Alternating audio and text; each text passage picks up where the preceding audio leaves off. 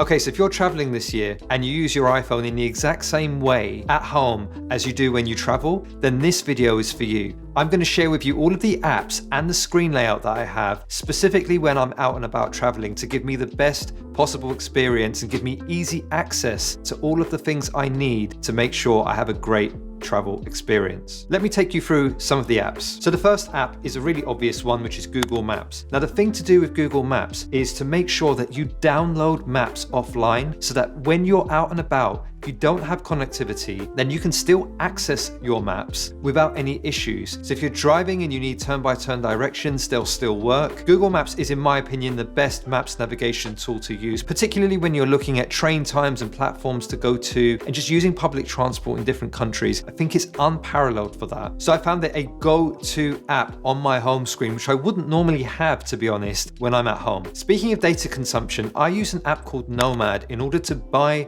data on an eSIM so that when I'm traveling, I've always got some kind of coverage and I'm not relying on my network provider at home. The app is really easy and intuitive to use. You just choose the data plan that you want. You only get data on it though, but I guess these days where most people use WhatsApp to make calls, it's not a big deal to only use data when you're out and about on your travels. Nomad pretty much offer a data plan for almost every single country, and it's really easy to see all the plan details and how much data you have left. And if you're traveling from one country to the other, they also offer regional plans, so you don't have to specifically buy one for one country and then buy again for another country. Again, this lives on my home screen when I'm traveling, so I can keep topping up and keep monitoring how much data I'm using. The next app I use is Wanderlog, and I've featured this app on my channel before, and it's the perfect app for planning out your itinerary. You can see things very visually day by day, and you can actually search for different experiences or different places and place them on the timeline as to when you want to do them. And when you have a series of things that you've set on your list to do on a particular day, it will also automatically tell you how long it takes to get from one place to the other. You can also look for other people's itineraries who've been to the same place you're going to take inspiration. It's all in all a really, really good app, specifically for the types of trips where you'd be going from one place to the other and you need to have some kind of idea of where you're going and what you're doing. And if you're like me and you're constantly asking questions like where's the nearest restaurant, where's the top place to get a coffee, or anything random that might pop into your head, Perplexity is the #1 AI search tool that pulls from across the web to give you one succinct answer that makes sense and cites exactly where it's getting its answers from the web, so you can be confident that some of these answers that the AI tool is giving you actually have some semblance of truth to it. Genuinely, since I've started using Perplexity to ask these kinds of random questions, I've pretty much cut out my Google usage by 90%. It's quicker, more intuitive, and just gives you the exact answer that you're looking for without you having to go through different links. Then of course, you need an app to convert currency. So instead of having to do it in your head every time, there's a great app called Currency, which pretty much does it for you. It's a really cool one-trick pony app. It doesn't really do much else. This is a really great, simple tool that lives on my home screen when I'm traveling, and I found it invaluable. And Google Translate now is so much more than just your average translation tool. You can now use it to have real-time conversations. You can use the camera to scan signs and words, and it will convert it in real time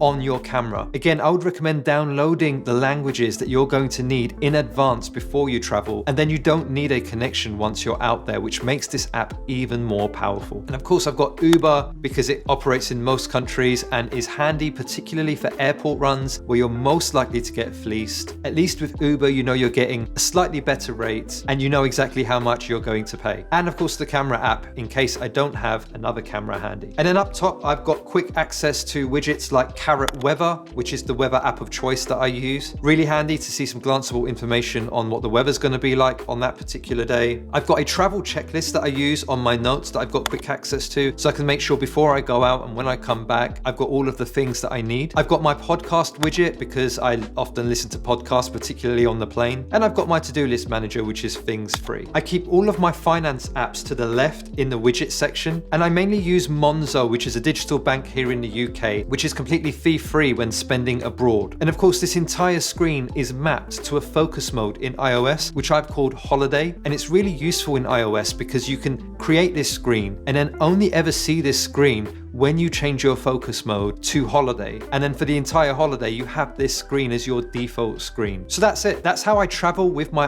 iPhone. It might seem like a lot. Some people just want to go on holiday and not think about technology. But actually, if you're going to go on the type of holiday where technology is going to help you and make your experience better, I highly recommend trying out some of the things that I've mentioned in this video. But what do you think? Are there apps that you use for travel that you would recommend to me? Let me know in the comments below. And if you found this video useful, please hit the like button. And if you want me to be your personal productivity coach, please subscribe. Until the next one, stay productive.